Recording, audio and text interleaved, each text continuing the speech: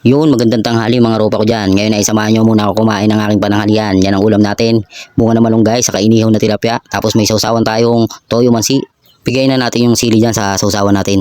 Tapos kumurot na tayo dito sa creamy meat na tilapia. Sa nga pala mga ropa, bukas na tayo mag-upload ng mga video natin sa pagluluto. Kaya manood para matuto. Di joke lang. Alam ko namang halos lahat sa atin marunong na magluto kasi basic na basic yan. Pag di ka marunong magluto, hindi ka makakain ng masarap. Saka pala pag walang pambili. Kaya dapat magsumikap tayong lahat. At nga pala shoutout sa mga kumpare ko dyan. Kay paring Jobert. Saka lahat ng manginginom sa Maluya. Shoutout sa inyong lahat. Saka kay paring Berting na nagtatambo. Wala pa tayong mahanap na pang regado natin sa Asuewe. Kaya next time na lang.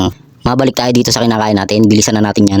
Quality talaga tong bunga ng malunggay pag ginisa sa bagoong na may kamatis eh. Yan ang pinakauna kong kinain na gulay. Dati kasi di ako makain ng gulay. Wala lang, share ko lang para alam nyo. Saka pwede kayo mag-request mga ropa kung anong gusto nyo lutuin natin. Wag lang muna yung request ni parang Berting na asuyaw. Kasi mahirap maghanap ng pagkain kahit aso ayaw. At mabalik tayo dito mga ropa. Panoorin nyo muna ako kung paano kumain. Ayan o, subo lang na subo.